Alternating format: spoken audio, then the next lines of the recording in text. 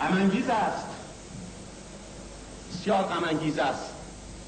بدین سبب که اکنون در چنین ایامی که باید آهنگ انقلاب ملی پرطنین به هرچه بیشتر پیروزی بخش باشد، در مجلس شورای ملی کشور شاهنشاهی ایران دولت گزارشی را مطرح می کند که تمامی مفاد مقدمه مبسوط آن حاکی از حاکمیت به حق تاریخی و مالکیت بیچون چرای شاهنشاهی ایران بر جزایر بحرین می باشد.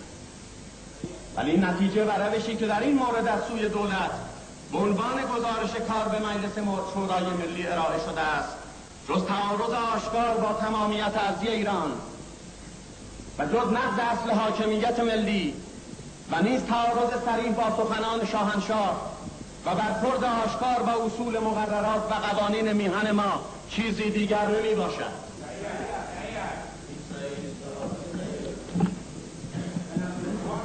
شما هم میدونید صحیح است آقای مهندس ارتش. تاریخ قضاوت خواهد کرد که صحیح است. جناب آقای وزیر خارجه، جناب عالی تکنون به عنوان نماینده دولت در پیشگاه مجلس شورای ملی چنین گزارشی را ارائه نمی‌دهید. بیگمان به مفاد و محتویات گزارش عنایت کرده اید. من و دیگر دوستان گروه پارلمانی پنیرانی گزارش‌های وزارت خارجه را در این مورد و نیز کتاب جامعی را که اداره نهم سیاسیان وزارتخانه زیر عنوان بحرین از دوران هخامنشی تا زمان حال تنظیم نموده است به دقت بررسی کردیم. لابد جناب آقای مهندس ارتش به دقت بررسی فرمایید. جناب آقای وزیر خارجه، من اینجا درود میفرستم به روان پدر شما. او کسی بود که نگذاشت ننگ تجزیه در یک قسمتی از سرزمین ما بنشینه. او هم دوش با رضا شاه بزرگ خوزستان رو نجات داد.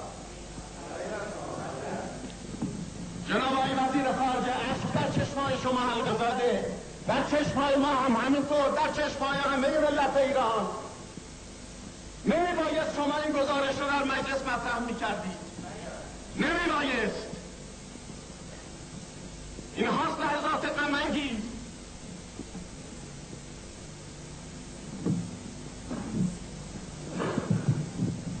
مستندات و دلایلی که در کتاب مزبور گردآوری شده است و آنچه که به طور اجمال در مقدمه مبسوط گزارش دولت بیان گردیده است و آن حد از استحکام، قاطعیت و صراحت حاکمیت و مالکیت شاهنشاهی ایران نسبت به جزایر بحرین می باشد که دیگر جای اندک تردیدی باقی نمی ماند.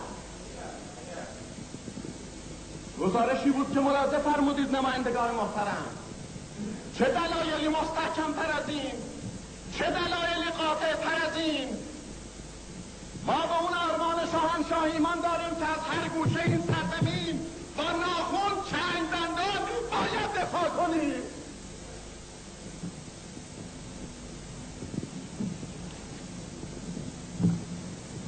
غم‌انگیزه.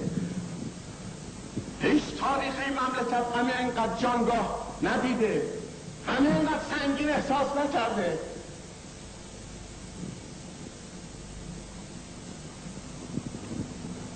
بنا به همین ملاحظات از که همواره ملت و دولت ایران بحرین را جزء لایتجزای ایران شناختند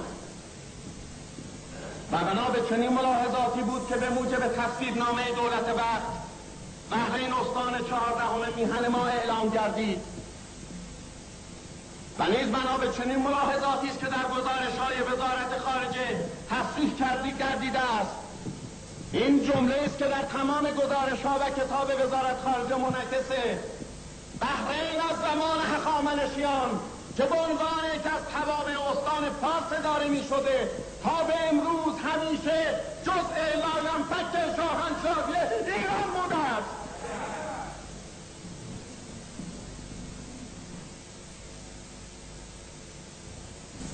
این است. چه میگید آقای مهندس ارتش؟ برابر یک ملت، یک تاریخ، یک نژاد چی میگید؟ آقای نخست وزیر به من گفتن انتحار سیاسی نکن، ولی این شهادت سیاسی است. تاریخ نشان خواهد داد که کیها انتحار سیاسی احساس که این مسائلی است و در این لحظات رنجاور و غم‌انگیز و با احساس وظیفه‌ای که در پیشگاه شاهنشاهی ایران، شاهنشاه و نژاد ایرانی داریم، در این مجلسی که 2 سال اندیز در پیشگاه همکاران گرامی هستیم، از آنجا که به همون کیفیت که عرض کردم اقدامات دولت رو مطلقا منطبق با اصول مسجل حاکمیت ملی ایران نمیدانیم، منطبق با اصل سیاست مستقل ملی نمیدانیم، منطبق با توضیحات شاهنشاه رهبر ملت ایران در مصاحبه دهلی نو نمیدانیم. بنابراین به سبب این گونه اقدامات ما به جان پاک و بیدار و با احساس رضایت باطن در برابر شاهنشاه و ملت ایران و مردم بحرین، دولت رو به علت این سهلنگاری ها تعرض نسبت به این اصول